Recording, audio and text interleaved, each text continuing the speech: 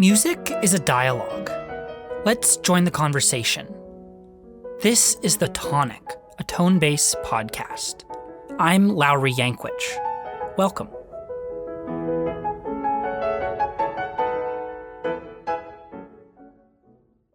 Before we dive in, a quick shout out that this podcast is made possible by Tonebase, a classical music education platform. All of the interviews included in this episode come directly from Tonebase lessons. Check them out at tonebase.co. Okay, let's dive in. Today, we're going to be talking about a piece of music that became inseparable from a particular pianist. It became, as he described it, his lifelong companion. We're going to try to understand why and how the themes of the piece connect both to his life and to those who came before.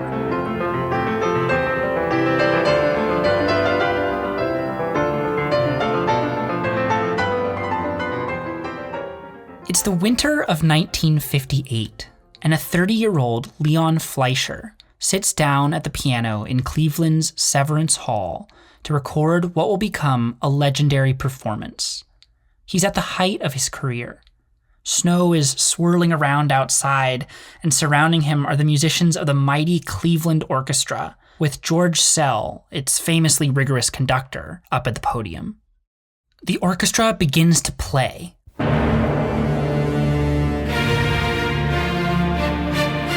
Thundering, violent. As if imitating the winter weather outside, the orchestra's tone turns foreboding and cold.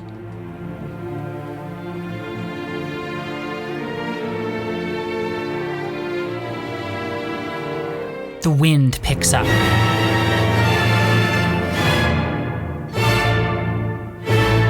And the orchestra is sent into another flurry of violence. As the orchestra simmers down, the cellos repeat a rocking pattern, beckoning the pianist into the fray. Fleischer begins to play.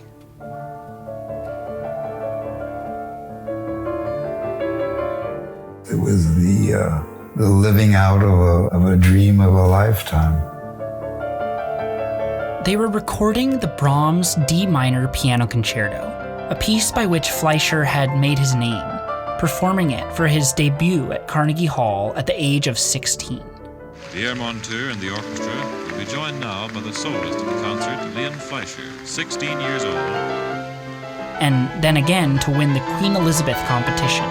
But it was Fleischer's collaboration with Szell and the Cleveland Orchestra that would become iconic. Together, they recorded not just pieces by Brahms, but also Rachmaninoff, Mozart, Schumann, Grieg, Franck, and all of Beethoven's piano concertos. This is from the fourth concerto. George built of that orchestra. He turned it from a third-rate American orchestra into one of the 8 or 9 best orchestras in the world. He was extraordinary, just extraordinary.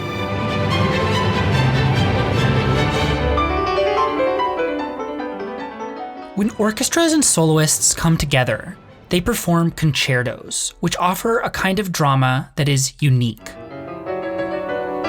This is back to the Brahms. Concerto writing is very special writing. That's pianist and Rice University professor John Kimura Parker. There's clearly a hero on stage, who is absolutely the protagonist of the story. They're driving the narrative. That's very, very easy for anyone to appreciate. A concerto puts a solo musician in conversation, or at times in battle, with the orchestra. You hear this all over the Brahms D minor piano concerto. This is from the first movement. They love that idea of seeing a protagonist and of seeing the struggle, the triumph, the beauty, and all of that. It has direct impact.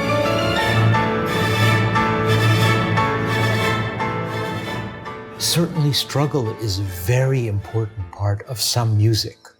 That's pianist Emanuel Ax, and he's talking specifically about Rudolf Serkin, a pianist known for his interpretations of Beethoven. One of the reasons that I, along with so many others, worshipped Rudolf Serkin was exactly because of that, because with him, the pieces that were hard seemed hard, but in a good way. Now, someone like Leon Fleischer was actually capable of somehow getting both at the same time, because he was so in command in the Brahms concertos, and it was so under his hands and mind, but at the same time, there was nothing routine about it. When Fleischer recorded the concerto with Zell, he had no way of knowing what lay in store for him. He couldn't have known that only 6 years later, he would develop focal dystonia in his right hand, putting it out of commission for 30 years of his career. And he couldn't have known where the injury would lead him. Into a mire of frustration and helplessness, yes, but also to new music, new callings, a forced revision and rediscovery of purpose. In this episode, I want to look at Fleischer's life through the lens of the D minor piano concerto, and vice versa. Both are a hero's journey of a sort.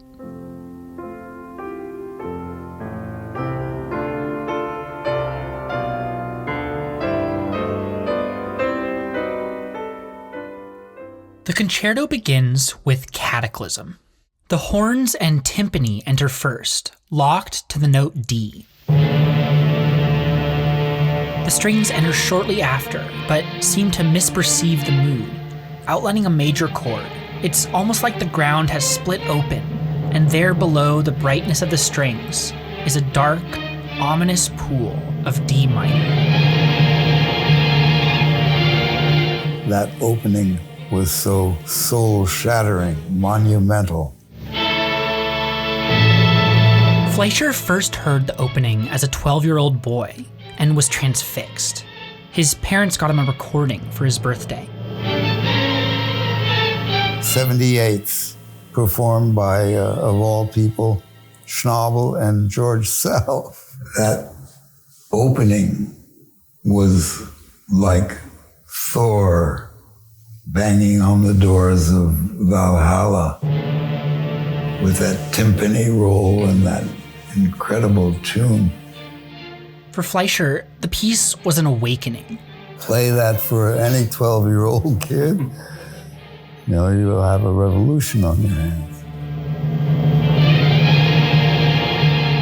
There's something about the force of the opening that feels like a breaking of the world. Something has snapped. This was almost literally true for Brahms when he began writing the piece. In his early 20s, Brahms had become close friends with Robert and Clara Schumann. They had taken him under their wing and treated him like family. But Schumann was unwell and increasingly mentally unstable. In the winter of 1854, Schumann attempted to commit suicide, throwing himself into the Rhine. Brahms was devastated and apparently started writing the concerto, originally as a work for two pianos, shortly after. You can almost hear him cursing the heavens in the opening measures. A traditional concerto begins with the tutti, a section in which the orchestra introduces the main themes of the piece. With the Brahms concerto, we get the opening material, that's the first theme, and then we're introduced to the second theme, something much more melancholy, as though our hero, after lashing out against his fate, has fallen into despair. After further outlining the main themes, we at last arrive at the soloist's entrance. And this is where the pianist has his first opportunity to convey his approach. This is Fleischer leading a masterclass with pianist Rachel Naomi Kudo. 2 bars before you come in, the cellos have this, and you take over 1, 2.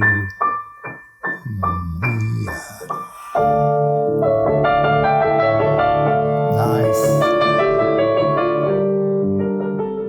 This is that moment in context. Here's the orchestra. listen for the cellos rocking below. Now the piano enters, with the left hand taking over from the cellos. When you play this opening, I see a kind of, I don't know, purple or lavender. Good.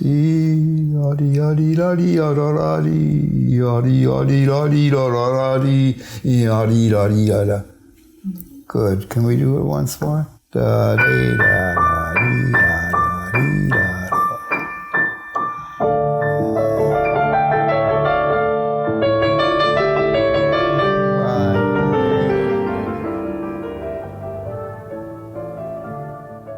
In our last episode, we talked a lot about interpretation and how musicians come to different opinions about how a particular part of the music should be played. This piano entrance is one of those places, and it brings up something we didn't talk about in the last episode, which is the oral tradition by which ideas about music are passed down from generation to generation. Take Emanuel Ax, for example. Ax performed the concerto in the inaugural Rubinstein competition in 1974. Rubinstein himself was chairman of the jury. I was lucky enough after that to have some lessons with him. And the first piece I played for him was exactly that concerto, the D minor Brahms. And the first thing he said, why do you, when you begin, when you play this, why so fast? Why is it so quick? And I had all my reasons. Well, maestro, because the cellos play. And he says, but when my friend Joseph Joachim conducted this concerto, and he made a ritenuto. The point was not the ritenuto. The point was I was sitting with a man who literally had known and been friendly with Joseph Joachim, who was Brahms's oldest best friend. We were not so distant from those people. Fleisher, meanwhile, could trace his approach to the piece back by a different route. As a young pianist, Fleisher had the opportunity to study with the Austrian pianist Arthur Schnabel, whose recording of the Brahms D minor piano concerto he found so inspiring. Schnabel had a very unique approach to music. One of the main things that I ever learned from Schnabel, it's a kind of overview. And it wasn't just a recitation of the right notes in the right order, at the right loudness, at the right speed. It had to be an understanding of all elements of what music can be, which can be soul-searing, Schnabel was a champion, as Fleischer was too, of a kind of structural playing in which the performer takes interpretive cues from the patterns and architecture of the piece. It's a kind of organic conception of music in which all parts interrelate and cohere to form a unified whole. The pianist taking his tempo for the first entrance from the cellos that precede him is an example of that kind of interpretation. In 1937, at 9 years old, Fleischer became Schnabel's youngest student. The story of how is quite funny. Fleischer had already begun to turn heads with his talent, and had become friends with Pierre Monteux and Alfred Hertz at the San Francisco Symphony. They thought Fleischer should study with Schnabel. They got in touch with him, and he was very kind and said no, turned me down, because he wasn't sure a 9-year-old kid would, in effect, understand his language, Unfazed, Fleischer's supporters hatched a plan. Schnabel had a dinner date at the Hertz's one night while he was in San Francisco.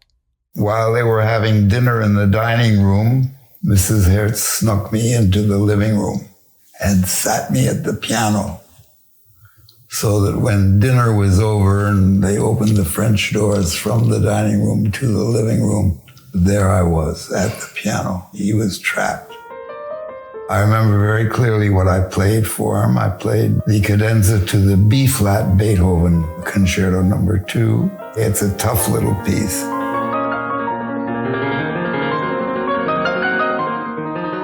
Apparently, Fleischer's playing convinced Schnabel. Thus began a 10-year partnership between the two pianists. I learned enormously from him. In the same way that Axe's lesson with Rubinstein connected him to Joachim, Fleischer's work with Schnabel connected him to other musicians of the 19th century, including Brahms himself. In one group lesson, Schnabel let drop that he had once gone on a picnic with Brahms in the Vienna woods. Our ears, perked up. Wow, what was he like, And Schnabel said, well, it was really rather simple, because before the picnic, he looked at me and asked, are you hungry? And after the picnic, he looked at me and asked, have you had enough? The 19th century can feel more distant than it actually is. We essentially have the whole 20th century on film and on tape, because those technologies were invented around the turn of the century. Because of that, we can hear composers like Rachmaninoff, who lived well into the 20th century, play their own music. This is from Rachmaninoff's recording of his second piano concerto. We don't have that kind of access to the 19th century, at least not through recordings. The few photos we have are black and white, and in the case of Brahms, we have only one recording of his voice and his playing, which sounds pretty bad. Even to have that, we're lucky. And yet, through musical teaching relationships and the passing down of stories from generation to generation, we are closer to the 19th century than it seems at first blush. Playing like Leon Fleischer's didn't come from nowhere. It's kind of like Star Wars and the training of a Jedi. Musicians absorb the lessons of their ancestors. Classical pianists are fond of tracing their so-called lineage back to Beethoven. For instance, Beethoven taught Czerny, and Czerny taught Leschetizky, a direct contemporary of Brahms. Schnabel then studied with Leschetizky and learned the Brahms D minor piano concerto. Then, in the 1940s, Fleischer gets it in his fingers, inspired by Schnabel's interpretation. And in the 21st century, he passes it on to his own students.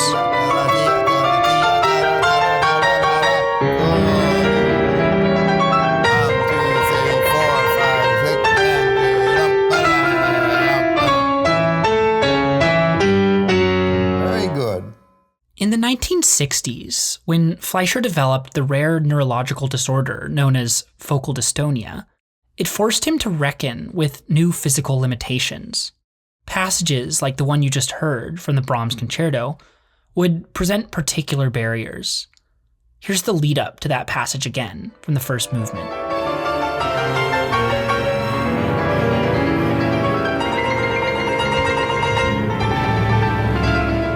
It's a famously difficult passage for any pianist, the main challenge being to alternate notes quickly, but also loudly enough to be heard over the orchestra.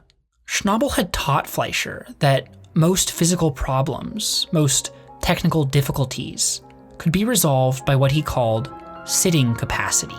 You sit long enough and you practice long enough and you'll get faster octaves than anybody else. But sitting capacity wouldn't help Fleischer overcome focal dystonia.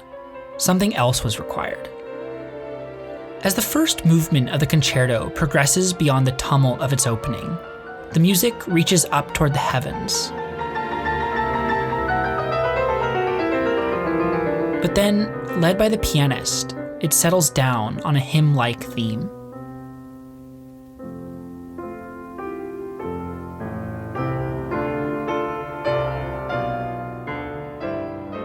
It's one of the most noble, comforting passages of the whole piece, and I imagine it as a kind of gathering of inner strength.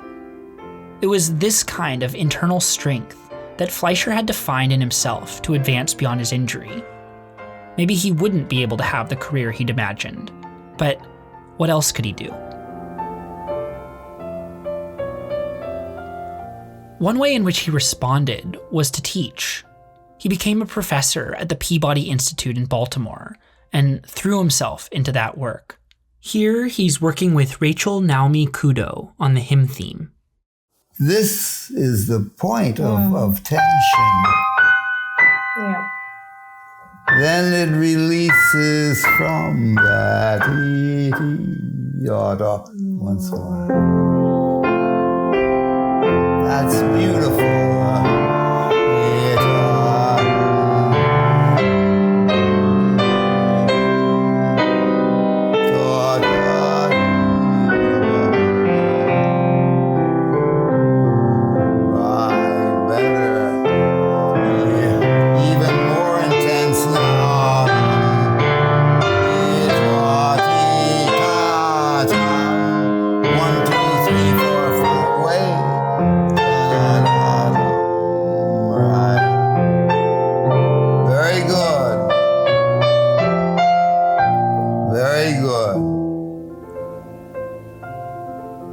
The idea of sharing these aha moments is for me very, very energizing and life-giving.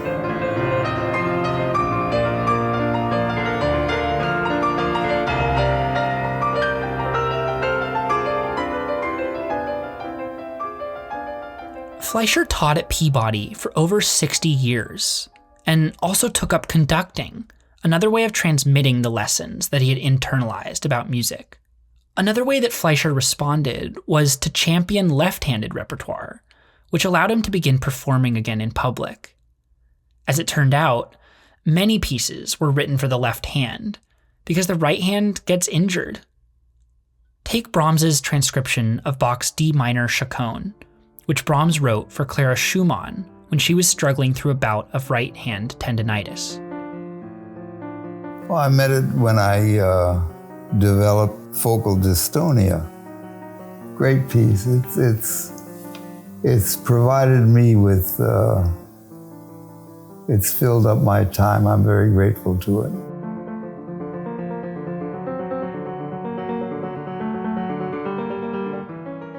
So much of what Fleisher had to do in the wake of his injury was to reframe. And there's a beautiful parallel in the D minor concerto. Recall the violence of the opening theme.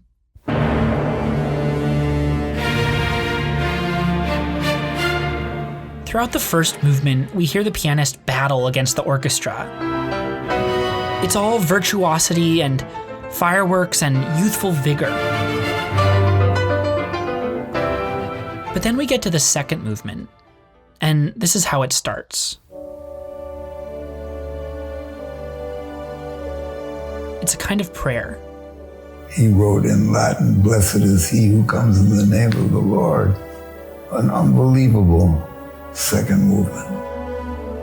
What's particularly interesting is that the prayer comes directly from the same musical material as the opening to the first movement. If you take the first 5 measures of the second movement and you only look at the white notes, or the long notes, played by the violins, you can see the fierce opening of the first movement embedded within. The fury of the opening has tempered. Notes have filled in the crags, softened the edges.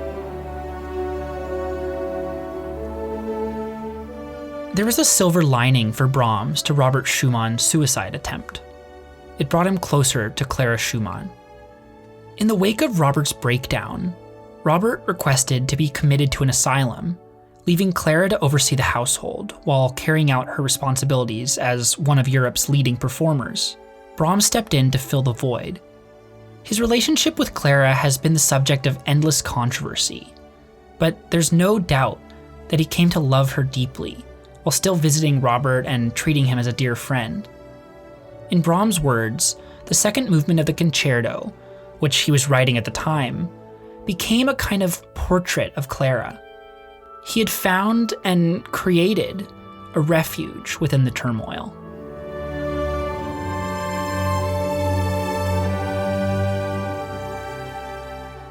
It was 30 years before Fleisher performed again with his right hand. Throughout that time, he tried all sorts of therapies, some of which began to work. But also, Fleisher wrote, quote, "As I got older, I was less and less hung up on the idea that it had to come out with technical perfection.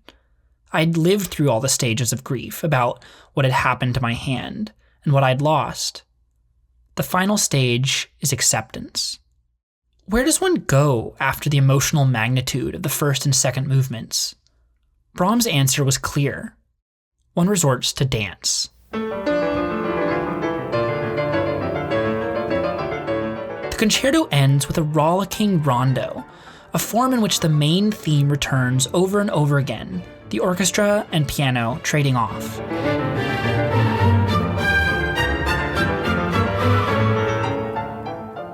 Brahms was actually critical of this last movement, worried that the orchestration didn't quite work.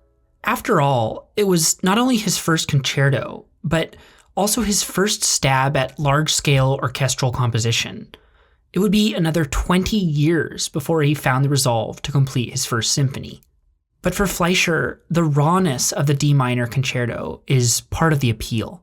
In a few places, he, I think, even fails, but never again does he ever reach the same heights of daring and courage and adventure as he reaches in that concerto. It can be dicey to try to draw lessons from music, but if we're thinking of the concerto as a hero's journey, then it's one that in some way ends in an oblique triumph, not a massive climax, but something less goal-oriented, more adaptive, circular even. This is even more true of Brahms' second piano concerto, an enormous four-movement edifice in B-flat, composed over 2 decades after the first. The work ends in as light-hearted and carefree a dance as you'll ever hear. It's kind of like Brahms saying, "C'est la vie," after 3 emotionally draining movements. Fleisher recorded both Brahms piano concertos with George Szell and the Cleveland Orchestra. At the time, he was a young man on the ascendance. Little did he know what obstacles were coming his way. Perhaps he would never emerge from his struggles, the person he once was. But he built a life around music, nevertheless. He pivoted and sidestepped and embraced a more fluid fate. Figuratively speaking, he danced.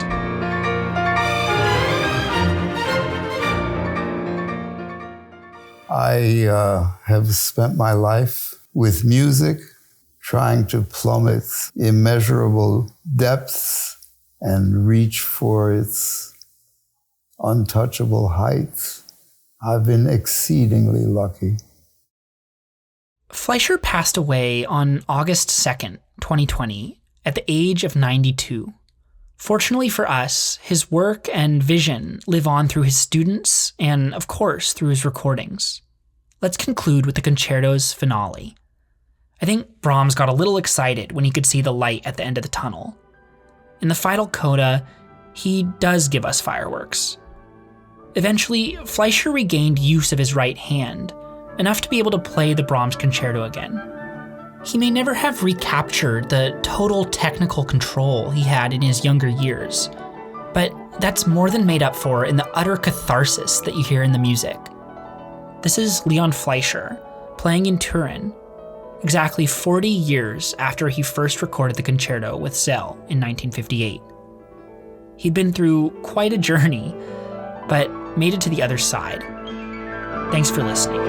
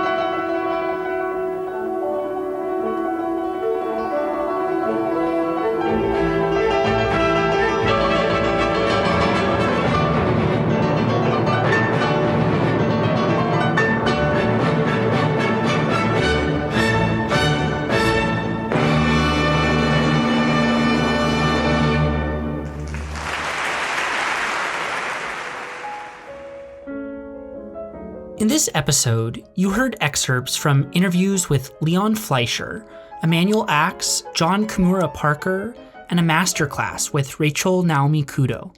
All of the interviews came directly from Tonebase Lessons. Visit tonebase.co to subscribe.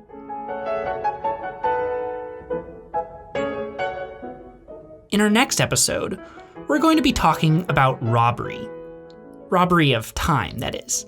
Join us for an exploration of rubato, one of the more mysterious and magical parts of piano playing. See you then.